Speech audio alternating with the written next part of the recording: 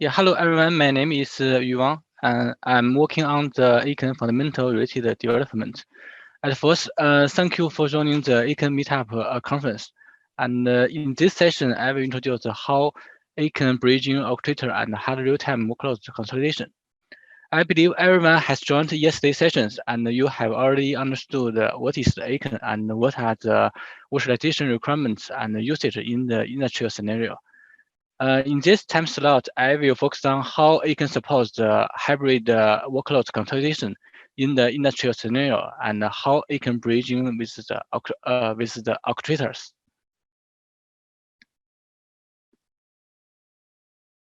Okay, here is the agenda. At first, I will quickly go through the prospect of a smart factory and explain the core technologies.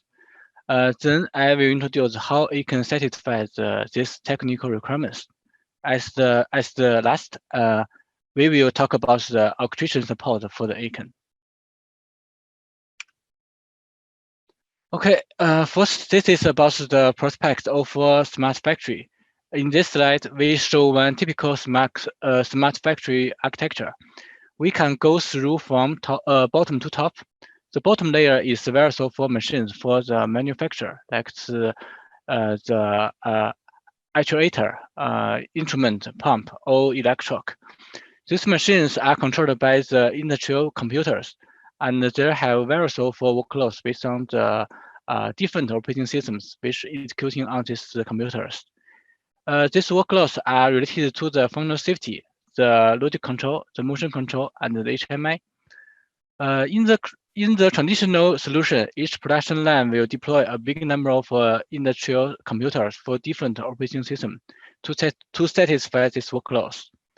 But in the concept of the smart factory, all the workloads on the industrial computers are considered to be consolidation to make full use of hardware resources. Based on such idea, we can consolidate the various of industrial computers to a single hardware platform.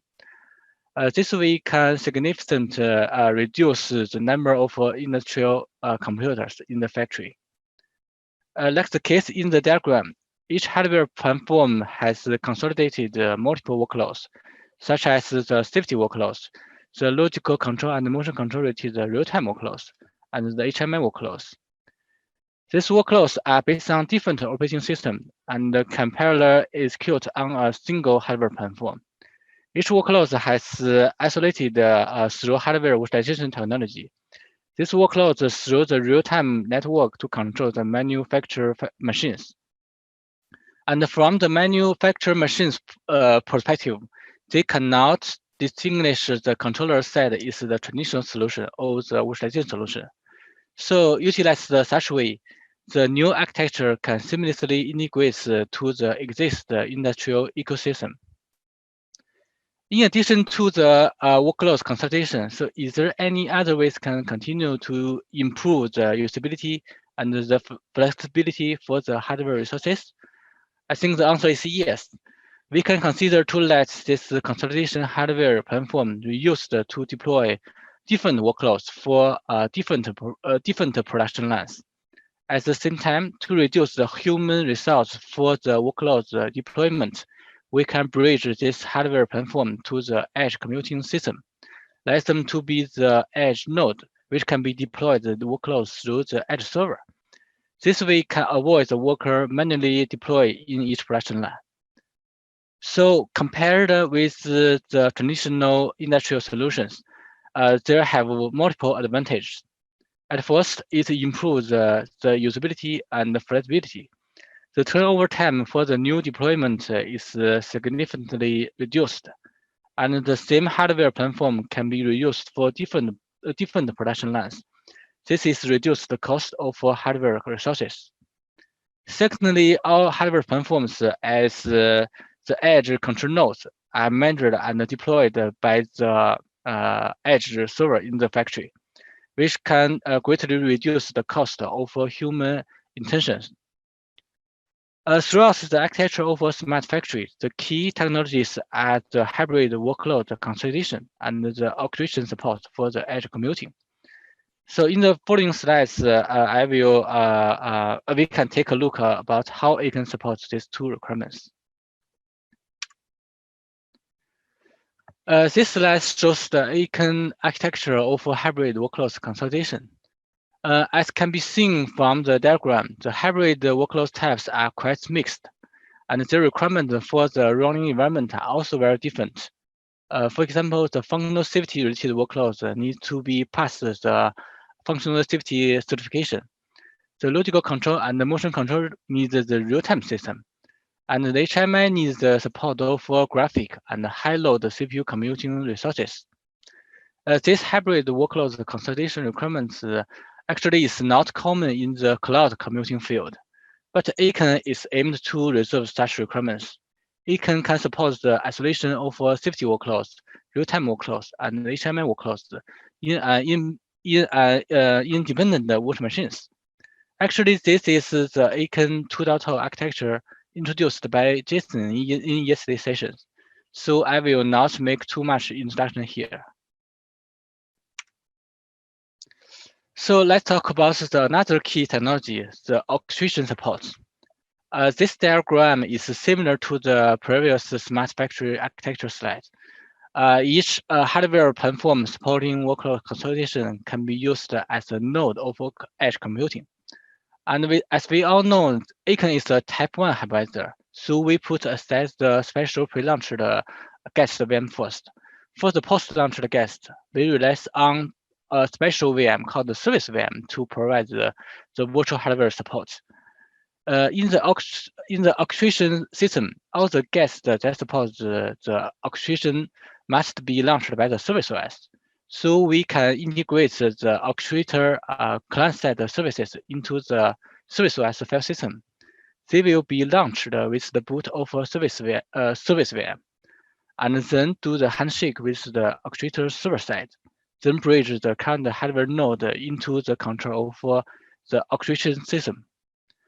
In service OS, we can integrate the popular orchestrator client-side services, like the Nova Compute for supporting the Starling X and OpenStack, and about the Kubernetes to support the container-based orchestrations, like the Kubernetes.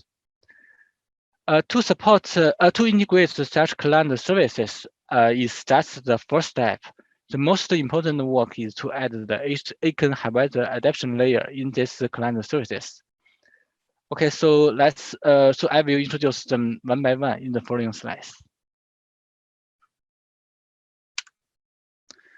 The first is the architecture of ACRN for supporting the virtual machine-based orchestrations, like the Starling X and OpenStack.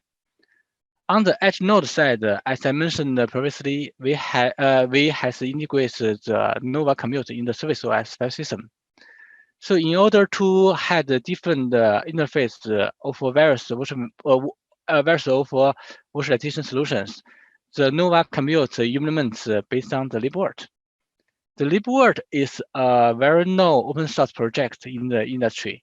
It provides the open source APIs, background programs, and management tools for managing virtual machines. It can be used to manage the guest VM based on different virtual machine different virtualization solutions, like the Zen, the KVM, QEMU, and so on. These APIs are widely used in the cloud and edge orchestration solutions.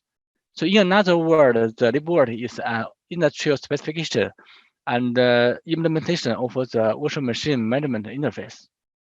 As shown in the slides, Libvirt implements a driver interface layer.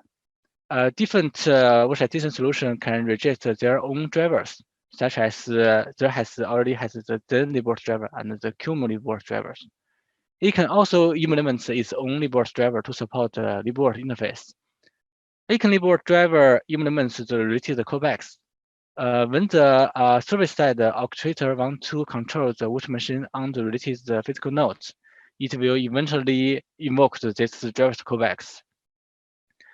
These callbacks will launch or access the ACRN device model or interact with the already launched Ignite model to support the request got from the server side.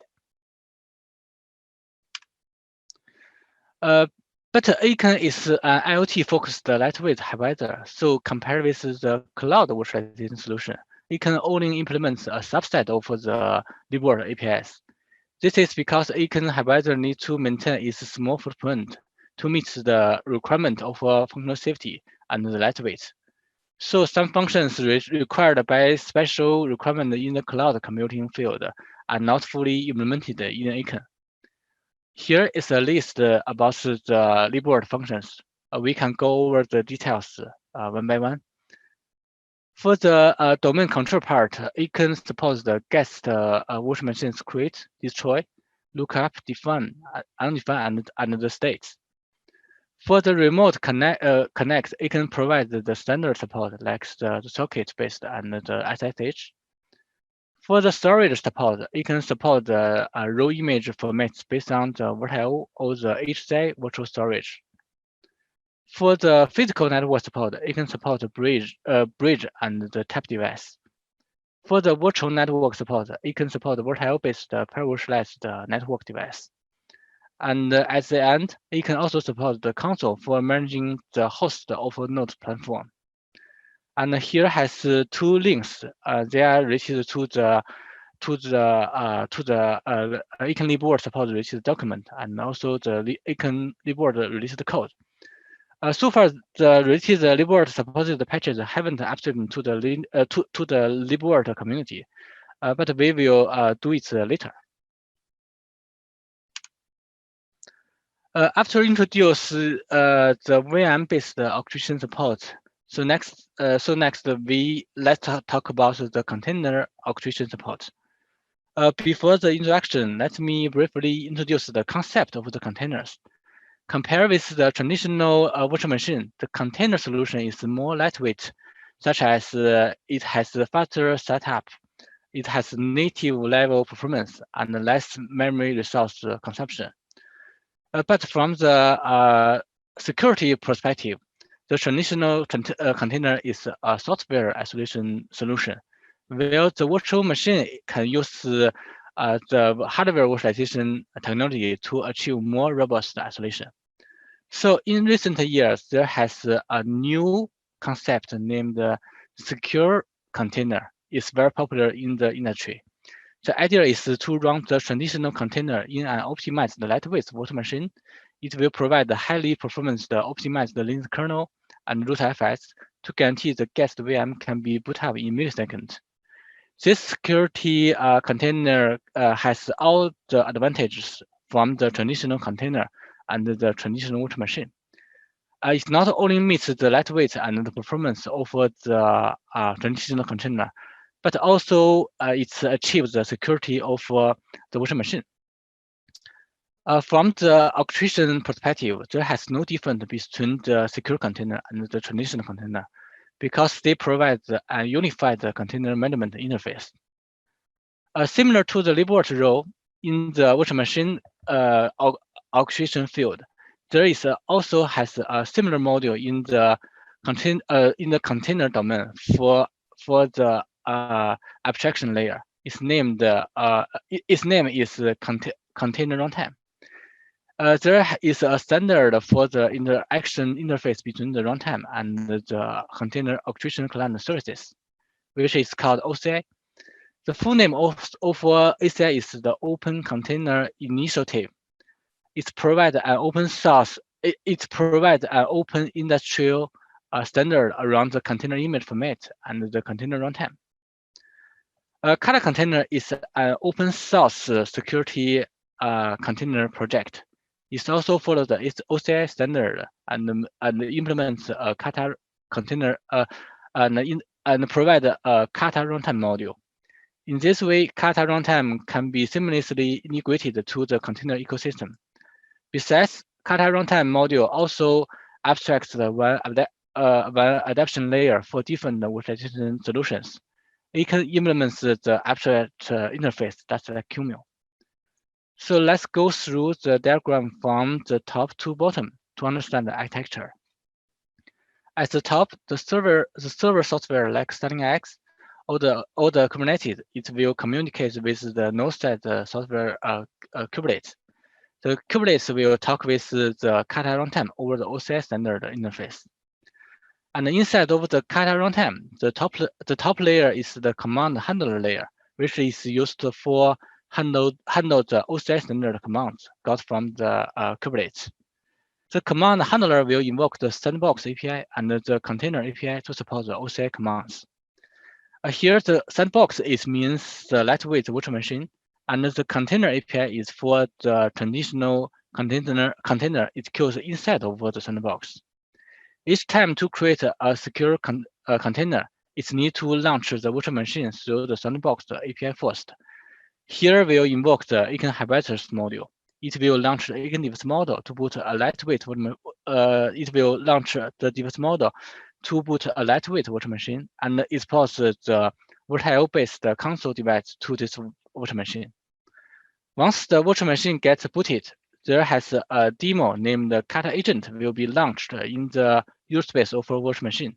This demo will do the handshake with the host side agent client over the virtual console. Then the agent client will send the create container related command to the Kata agent. And the Kata agent will do the traditional container operation to handle such requests, like the create C group, namespace, and so on. After the secure container gets created, all the subsequent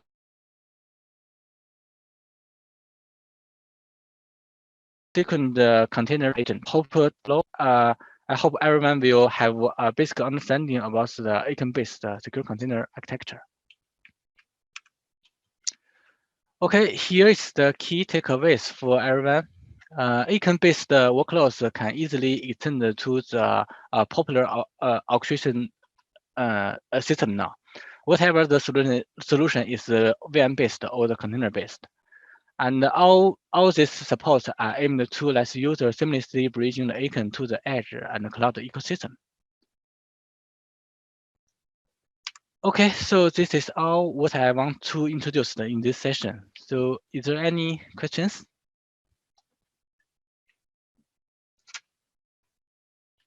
Thank you, Yuan. Question from me, perhaps, to the audience. We've kind of brushed through Kata containers. And so was that, is everyone on the call familiar with what Kata containers are, or did you want to have kind of a quick overview, or do you have questions about that specifically? I'm kind of assuming most people probably know Libvirt. I don't know about Kata, if it's as well known as Libvirt is. So if you have any more even specific questions about that, feel free to ask.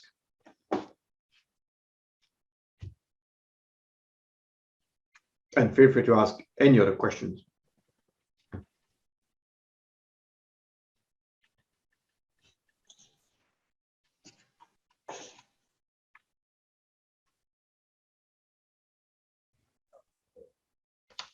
I have one question for Kata container.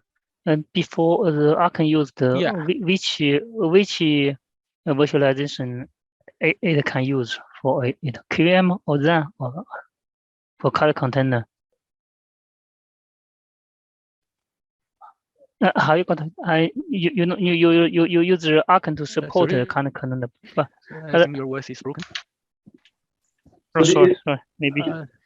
My question is for a Kata container, and now you have enabled the ACRN to support it, but it has some other virtual machine to support it. Yes. So Kata containers, the project like Kata containers can support a number of yes.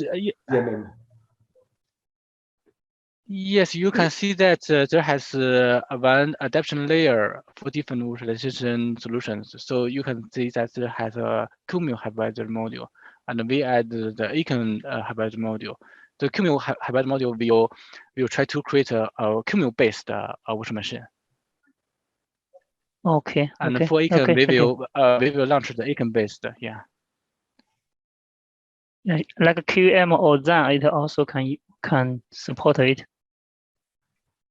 So Kata will support different virtual machine managers. Like they support GNU, they support Firecracker, and ACRN is another one of them. So in the context of ACRN, what happens if you start a Kata container? Sorry. Yeah. Okay. Thank you.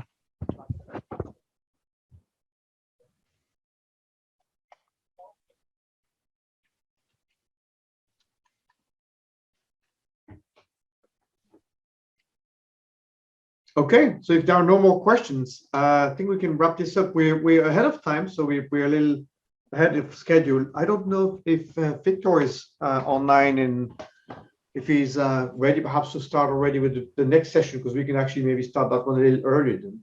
And the next session is about the boot process and secure boot.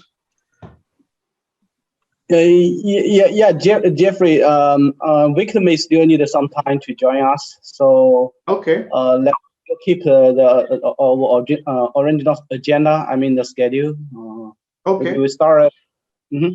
Okay. Well, we'll just wait until the start time. So for everyone on the line, then that gives us, I guess, an impromptu 10-minute break, I suppose. I'm staying online anyway, so I'm not going anywhere. If you do have question or want to have a chat or anything at all, just feel free to ask us. And otherwise, we reconvene just before the start, which is the start it's scheduled to start at 10 to 10. So we can just join a couple of minutes before, and then we'll go through through session number 7 about the boot process and the secure boot. Okay.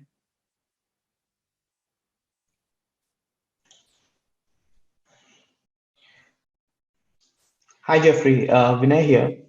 Hi, Vinay. Hi. Maybe one question outside the current topic, but related to the ACRN. Maybe if you're free, I can have a quick talk with you. It's fine. Sure. Yeah. I mean, I'm part of one of the team in Intel where I use ACRN for Tiger Lake, Whiskey Lake, and Elkhart Lake platform. Yeah. So I'm working for the Edge Foundation, as you have heard the name. And my question is related to the memory configuration. Actually, I always get confused when I try to allocate the RAM memory, whatever the platform RAM memory available. How do I divide among the VMs?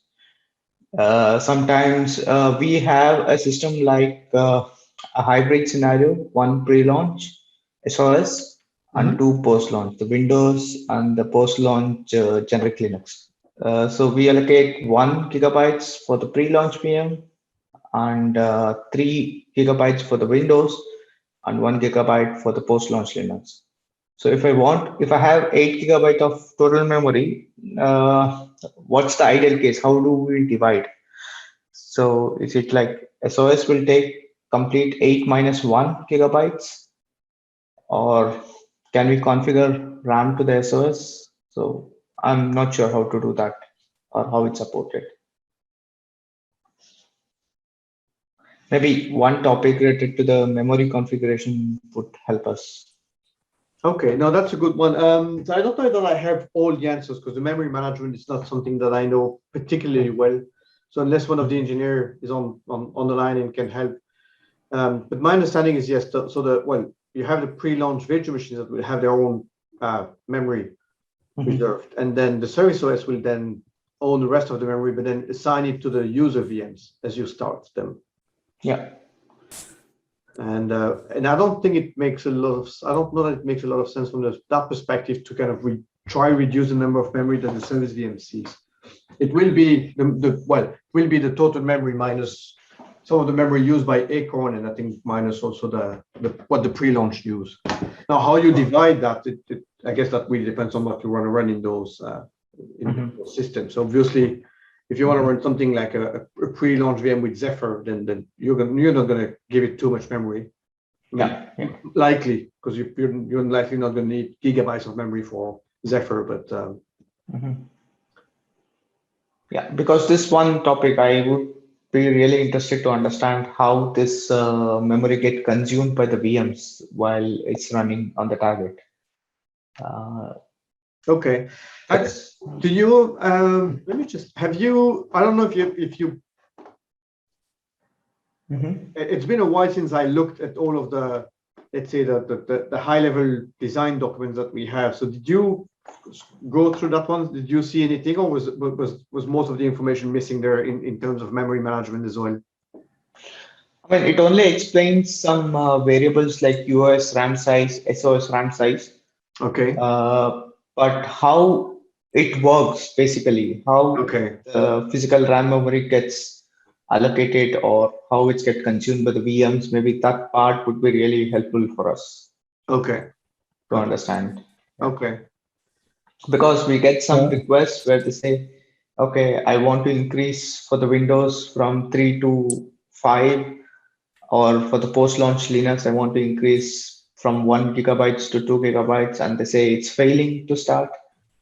So then we go back to calculate, okay, is it really so much memory available for that VM? So okay, that's good input. Okay, I think that's good input. Hi Vijay, this is Jason. So just like Jeffrey said that after you configure your pre-launch VM with 1 gigabyte, it means that for service VM, which were on all the left memory, except this 1 gigabyte for pre-launch VM, and also some memory used by hypervisor. And the service VM will get almost all the memory left by pre-launch VM. So for your post-launch VM, including your Windows or Linux, they all get memory allocation from the service VM. So if there is no enough memory in the service VM, you will get the failure of the memory allocation. But if there is enough, then it should be okay.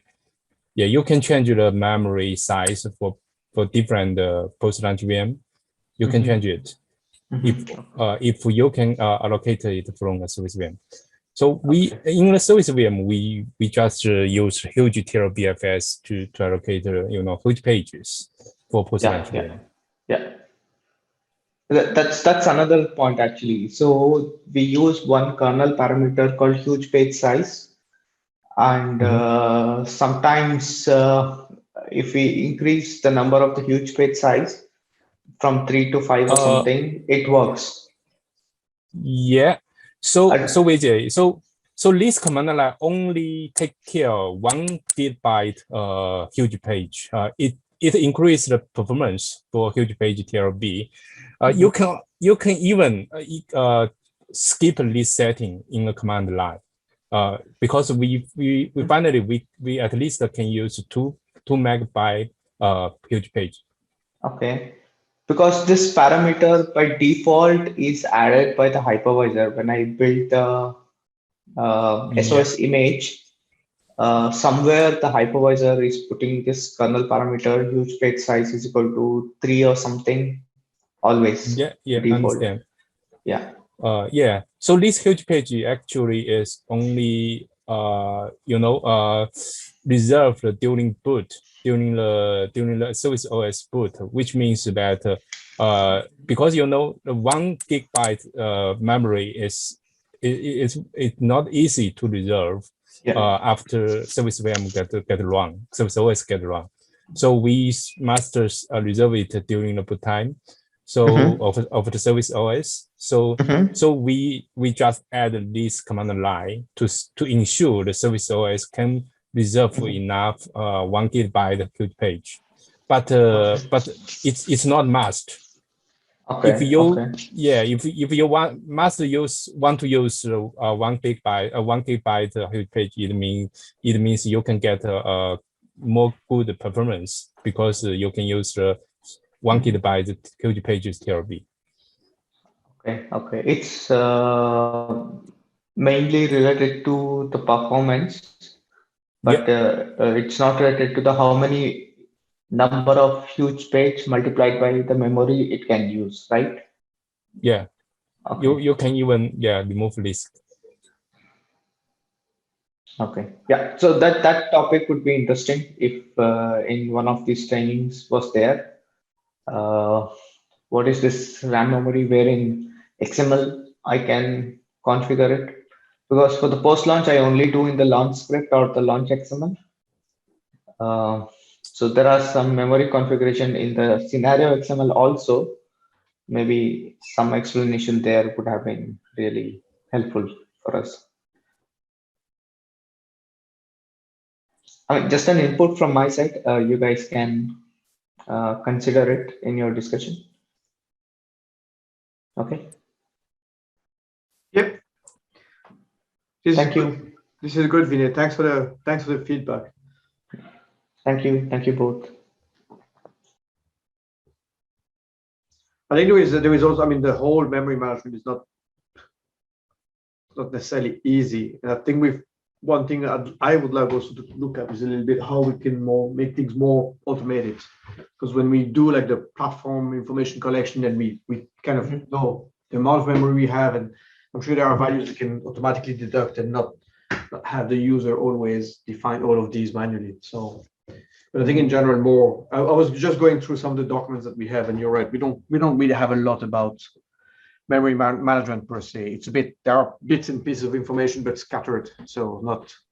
Yeah, exactly. So yes, it's not. It's hard to read. It's kind of you're reversing engineering, either the code or the documentation. But in either case, it's not the most efficient process. So. Exactly. That's right. Yeah.